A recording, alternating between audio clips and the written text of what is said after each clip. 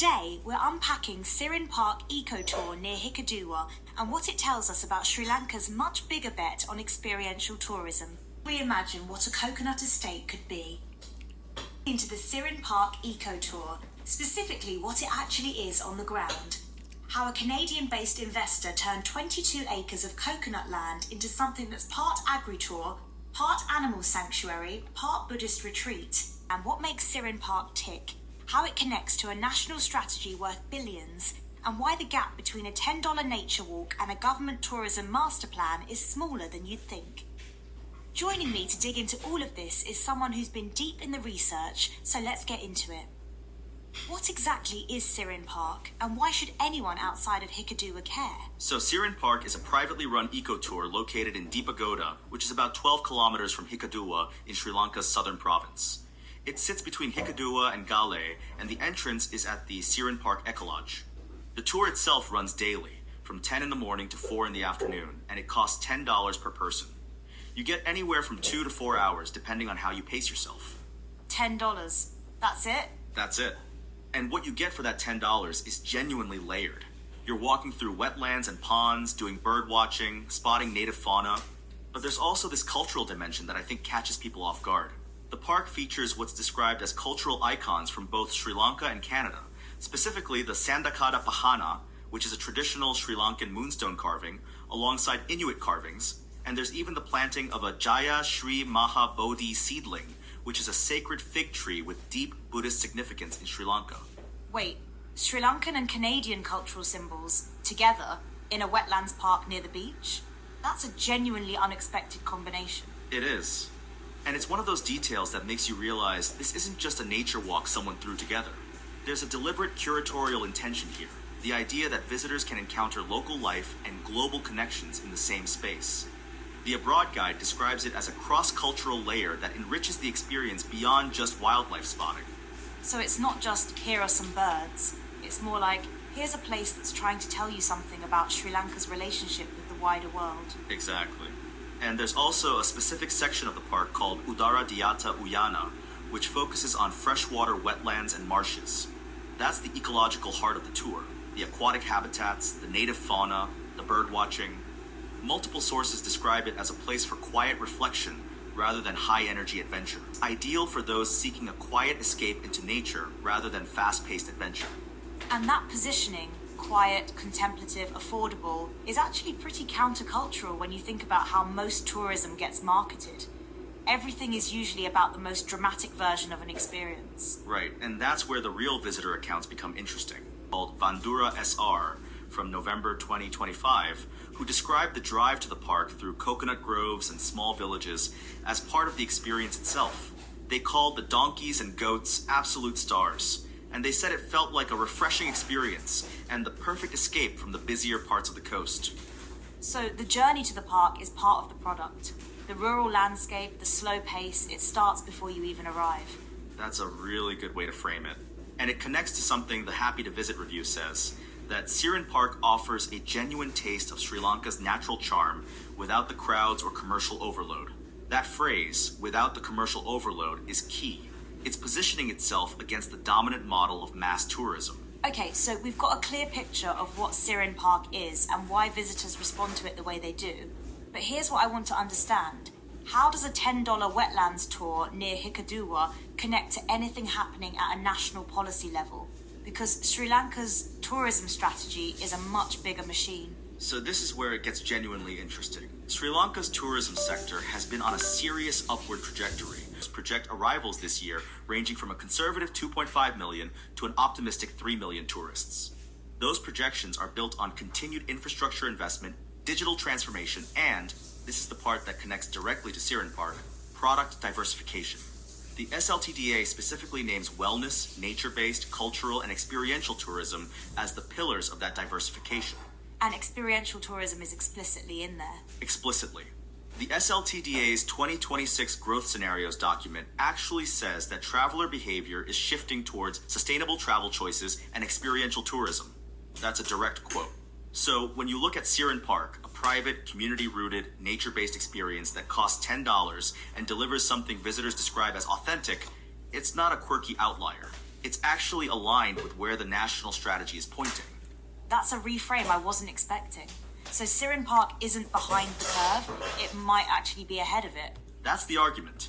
And the 2026-2030 Tourism Strategic Plan reinforces it. The goal is to spread tourism benefits across regions, particularly underdeveloped areas. So the government is actively trying to build more Sirin Parks, essentially. Or at least create the conditions for them. That's the intent. And the SLTDA has also partnered with the UNDP to establish a National Sustainable Tourism Certification Scheme, the NSTCS. The idea is to create a formal certification framework that recognizes and supports sustainable operators. And what the newer Baddegama expansion tells us about where this whole thing is heading. By the end of this episode, you'll understand the layers of this project and why it's worth paying attention to. I've got someone here who's been deep in the details of this story, so let's get right into it.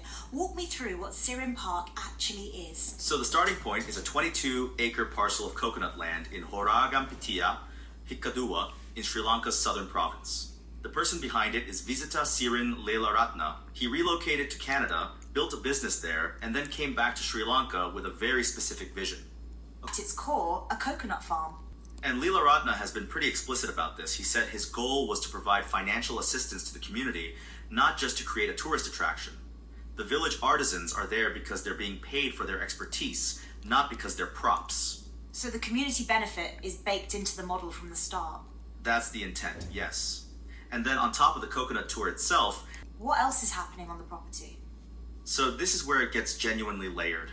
There's an animal sanctuary on the grounds. According to the daily FT report, the animals living there were either rescued from the threat of slaughter, had sustained injuries, or had been abandoned. They now live in what Leelaratna describes as a secure and nurturing sanctuary. Visitors can observe the animals and their life cycles as part of the tour. So it's not just a coconut tour, it's also an animal welfare operation. Exactly. And then there's the accommodation side. Guests can stay in the Sirin Park Palace, which is the luxury option, or in one of 6 standard plantation rooms. So it's designed to work as a day excursion or an overnight experience. Leelaratna has specifically mentioned wanting to attract the corporate sector, groups of up to 20 participants. Corporate retreats on a coconut estate. That's a pitch I didn't expect to hear today.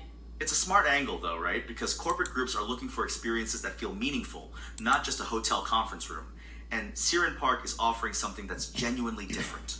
And then there's the spiritual dimension, which I think is the part that really sets this apart from anything else I've heard of in this space. Right. So the tour is described as a tangible manifestation of humanistic Buddhism. There's what they call a Buddhist embassy on the premises, and the framing here is very deliberate. It advocates and imparts the principles of Buddhism without any political agenda. There's a revered Bo tree on the grounds. They run workshops on Buddhist philosophy and customs, meditation sessions, and spiritual counseling services. A Buddhist embassy. That's a phrase I've never heard before. It's not a temple, it's not a monastery, it's something in between. And that distinction seems intentional. The emphasis on no political agenda is a careful line to draw, especially in Sri Lanka, where Buddhism and politics have a complicated relationship.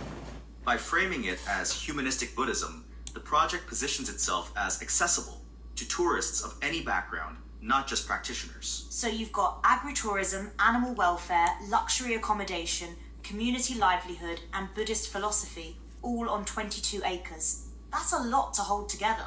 It is. And I think that's actually the most interesting question about this project, whether all those layers reinforce each other or whether they pull in different directions. Reported on by Lanka Talks and Profit magazine in April 2026.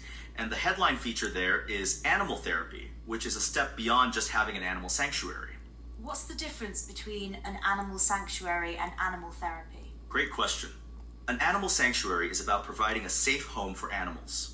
Animal therapy is about using the human-animal bond as a deliberate wellness intervention. According to the Lanka Talks report, scientific research shows that animal therapy helps lower cortisol levels, boosts mood, and promotes relaxation.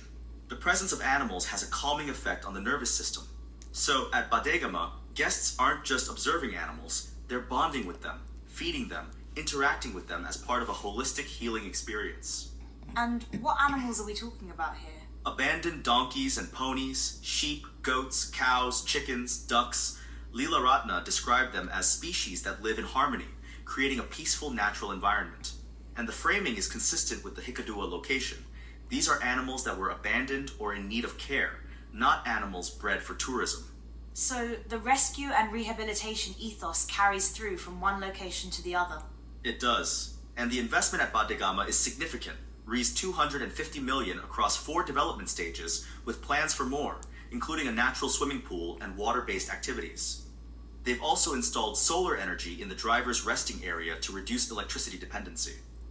The solar detail is interesting because it's a small thing, but it signals a genuine commitment to sustainability rather than just using the word. Right. It's not the headline feature, but it's the kind of operational detail that tells you something about the values driving the project. And the meals at Baddegama are locally sourced, with ingredients mostly from the farm itself.